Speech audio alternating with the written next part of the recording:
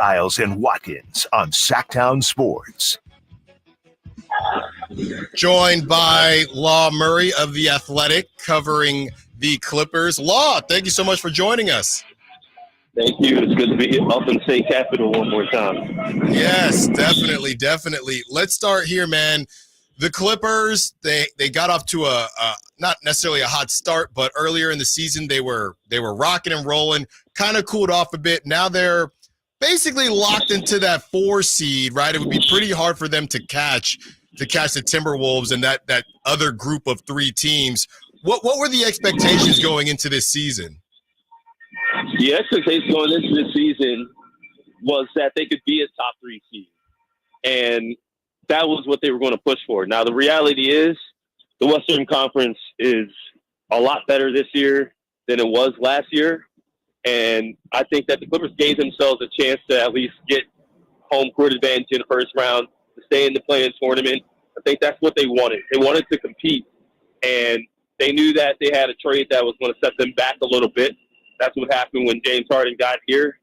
But to their credit, they're in a position where, because they were playing so well between the beginning of December through the Grammy trip, they're in a better spot now than they were this time last year. Law, I'm curious. I mean, we just got the news, and I saw you tweeted it out that Kawhi is going to be out tonight. This season has been the most that Kawhi's played since the 16-17 season. First off, I mean, what happened with his injury? Did that just kind of spark up? And then second off, do you feel like the Clippers have fully taken advantage of a healthy Kawhi Leonard this year? So I cover the Clippers, so that means I'm never, ever comfortable. Okay, when it comes to, I know how that goes. Exactly, I got people already mad at me, saying, "Man, you mentioned how they're fully healthy going into April." So, first of all, don't blame me. I just am here. Okay, just reporting. Right, I'm not doing enough wood. Okay, so give me some 5 knuckles or whatever gloves, and we'll be good. But I think that the reason why the Clippers have been as good as they are is because they've maximized those guys. And yeah, there's been some games, some very silly, unserious performances, especially at home in March. I think the game that the Kings went down there in February, that was a rough performance for the Clippers overall. So there certainly could be games where you look back and you want them back, but I believe that it's been great for Kawhi to play as much as he has. I'm not too worried about Kawhi until he misses like a week.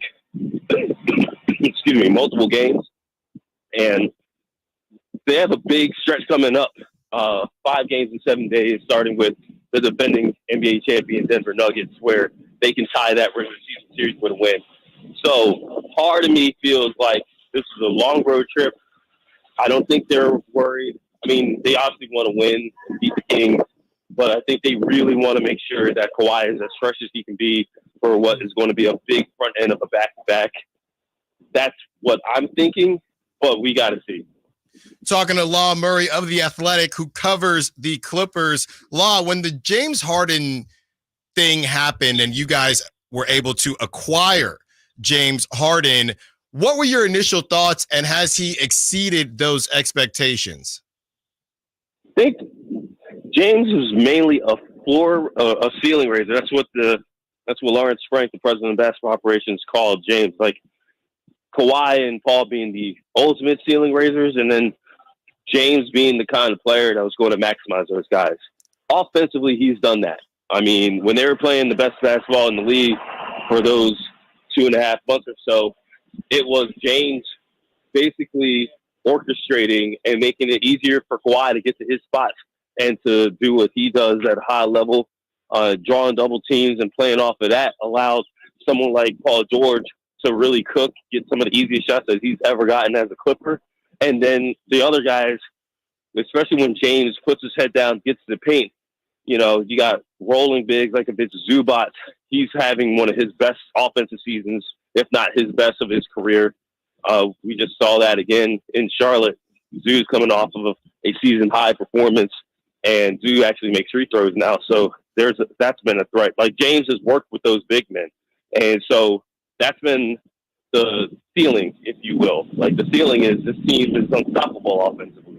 Now there's been some floor that's been explored. This team isn't as deep, and this team can be absolutely cooked on defense, especially when they turn the ball over.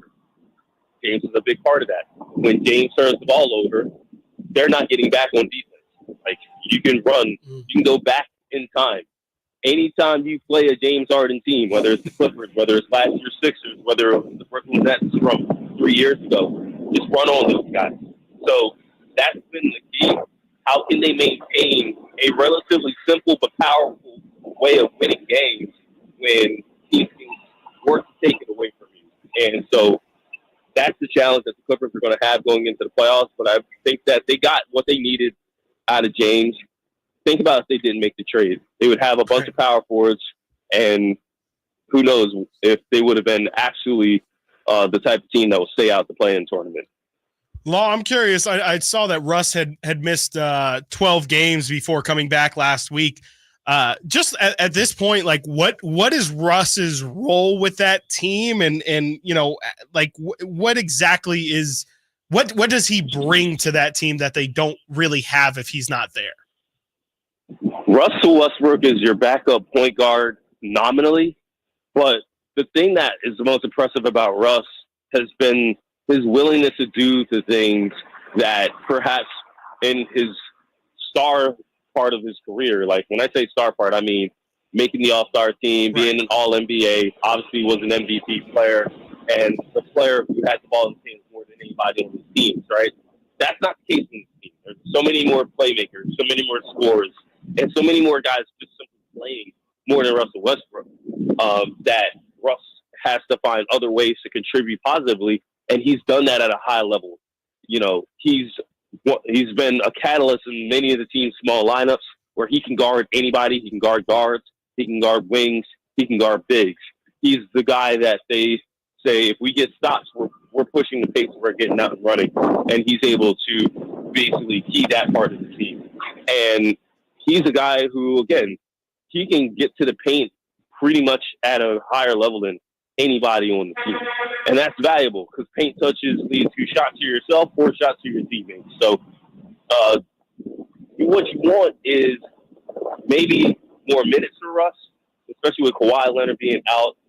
Someone's got to guard De'Aaron Fox. And I'm looking to see if Russ, who hasn't played 20 minutes in a game, since he came back, he's barely playing 20 minutes a game since the All-Star break before his injury. So I want to see if they utilize him with Kawhi out to see if they can get a little more resistance against a guy in De'Aaron Fox that Ron Lue said that they haven't been able to stop since he's been coaching the team. Talking to Law Murray of The Athletic, who covers the Clippers. Law, a name that has popped up, and I'm sure this isn't a new thing, but Paul George's name continues to come up in trade discussions. And most recently, I saw the 76ers may look to try to add him. What do you think his future is in LA, and why does his name continue to come up? His name continues to come up because he could be available. He has a contract decision to make. Mm-hmm. It's not just a decision with his option, which he can pick up the last year of his option, or he could decline it, become a free agent there. But there's an extension on the table. It's been on the table since the summertime. And Kawhi signed his extension, took less, because the reality is Kawhi don't got to worry about getting traded. We heard Paul George trade rumors last summer, mm-hmm. and they ultimately didn't trade him, but they obviously took the temperature. So if you're Paul George, you're like, well, why would I take less only to have the team that I extend with pick where I'm going to go if he does get traded? And that's a challenging thing. I think all around, the Clippers are going to want Paul George back, but they got to have Paul George back at the right price. Paul George is not going to want to leave LA. Like, he's playing in front of his family and friends here. Like, actually playing in front of his family. I'm not talking about on TV. Like, they at the games, bro. So, like, he's going to want to play here. But they have unfinished business. So, we can talk about what other teams that ain't got nothing that to look forward to, what they're going to do. They're looking forward to signing Paul George. They ain't got no realistic championship aspirations. The Clippers do. And so Paul, in the short term, has to worry about Paul George. And that means you want the best value for yourself. That's taking care of business with this Clippers team. Don't leave anything unturned, whether it's your time to go or not. And in the meantime, this is how the NBA works. The NBA, unfortunately, we're driven by more crap that happens when the game stops being played than the actual game itself.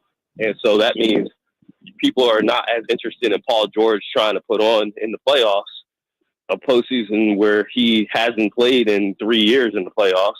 They're more interested in, what team might Paul George go to? So that's the business. That's how it is.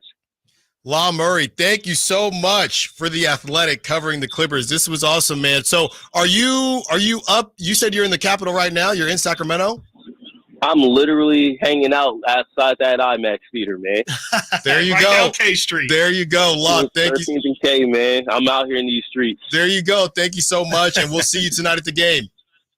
All right. Thank you, guys. Appreciate you, Law. When we return, continuing our Clippers